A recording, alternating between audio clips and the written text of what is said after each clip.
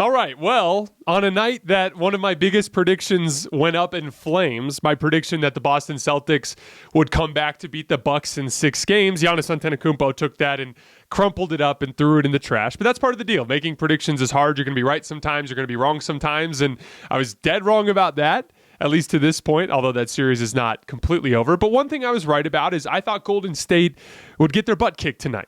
Like I said, it was a buzzsaw environment they were running into in Memphis, especially without Ja.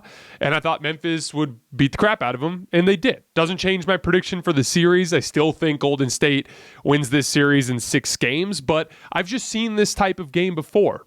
Memphis, especially without Ja, has an incredible physical advantage over just about everybody in the league. If you look around to all of the teams in the league, all the teams have a specific identity, right? Like Golden State is the ball movement skill team, right? They're undersized, but everybody's incredibly skilled. They have a ton of experience, things like that, right? They're probably the most skilled team remaining in this playoff field. Phoenix is the most like adult grown-up team. They have an old school point guard who's 37 years old who runs the team. They're traditionally built. They have traditional bigs. They run traditional coverages. They have a traditional 3-level scorer that's flanking Chris Paul. It's very like old school dominant basketball team. Then you look at Boston and it's like defense, modern, all wings, switch everything, impossible to score on, all-time great type of defense. And then you look at the Milwaukee Bucks and it's best player in the world. Giannis Antetokounmpo, absolutely the best player in the world, right? That's their identity. Each of those teams has their identity. Well, Memphis's identity is that they've consistently been the biggest and most athletic team in the league this year.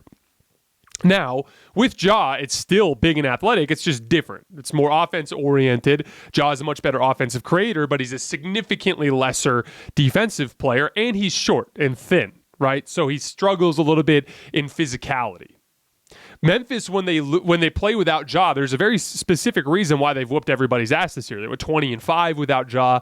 They were like, I think 6.5 points positive per 100 possessions with him off the floor, which was actually better than they were with him on the floor. And again, everything with this has to be framed.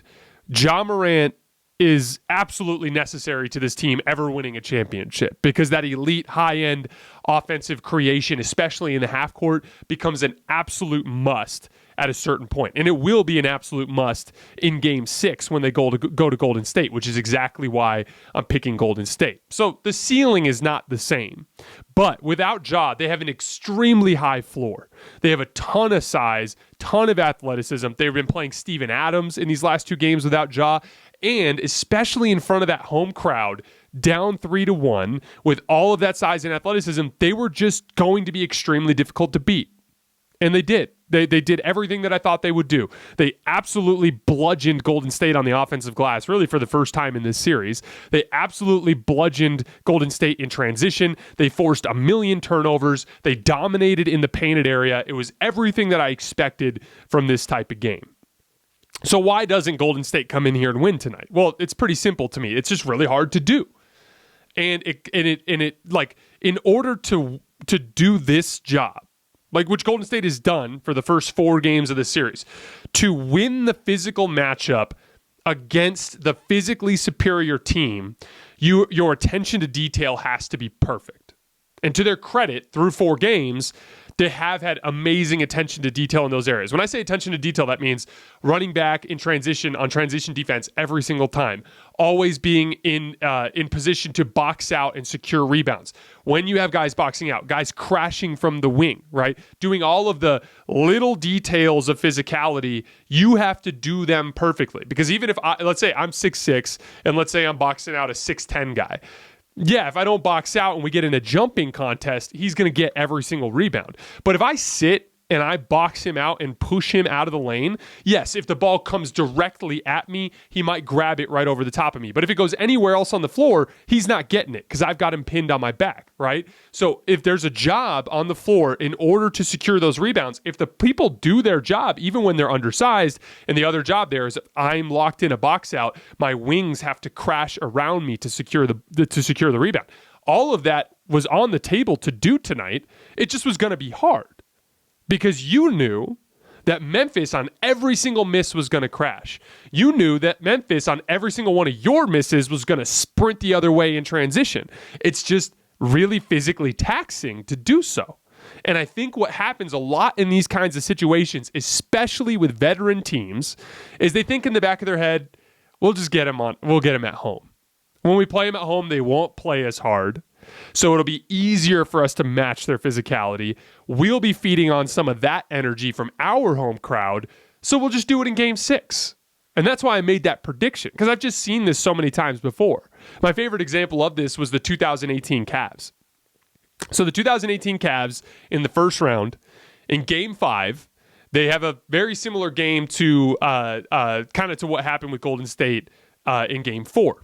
LeBron comes out, especially in clutch time, is incredible, hits a game winner. So they basically steal the game.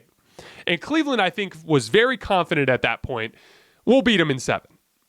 But Indiana was the younger, faster, bigger team. That Cleveland team was playing Kevin Love at center, LeBron at the 4. J.R. Smith, it was getting older, was way falling off on the backside defensively. Kyle Korver was very old at that point. George Hill had been dealing with back spasms all year.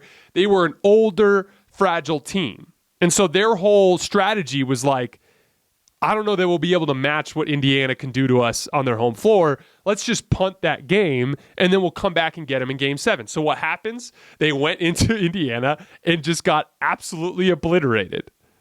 And like Victor Oladipo dunked all over LeBron. It was like the crowd was freaking crazy. They were feeding on all that energy. They were the bigger, more athletic, faster team playing against an older veteran team. And the older veteran team was like, I just don't feel like it tonight.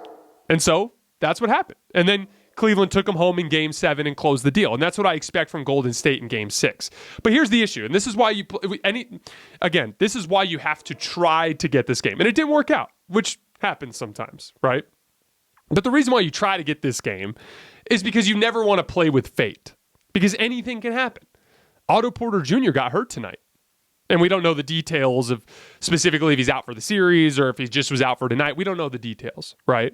But Otto Porter Jr., as we've talked about on the show, him and Andrew Wiggins are vitally important to Golden State's ability to win the rebounding battle, because it's those guys that have been those wings crashing while Draymond and Kevon Looney and whoever it is has been locked in box outs underneath the basket. That wing crashing is vitally important. So Otto Porter Jr. being out, that's a loss. Now, hopefully he's okay and he's ready to go in game 6. But that's why you don't play with fire. Also, anything can happen. In game 4, Golden State didn't do well against this lineup. They pulled it out late, but it went pretty poorly for the most part. They shot terribly. They struggled against Memphis's defense. They struggled in some of the physical matchups on the floor. So now I don't expect that to happen in game 6, but there's always that risk. What happens if you go in game 6? Steph happens to be extremely cold for whatever reason. Clay happens to be extremely cold. What if Draymond gets in foul trouble? What if, Kevon Looney gets in foul trouble? What if Jordan Poole had a bad night tonight? What if Jordan Poole has a bad night? What if a bunch of things break against you? And at the same night, what if Jaren Jackson makes 4 threes? What if Tyus Jones makes 4 threes? You could find yourself heading back into Memphis for a game 7 where you'll have this same physical task in front of you, except for this time you have to do it. Except for this time you have to match their physicality. That's the playing with fire element of this, right? But I have seen this before. This is a textbook older team on the road struggling against a younger, more athletic team that is desperate. And that's just a really difficult tempo and pace and fervor and energy to match. And they didn't match it tonight.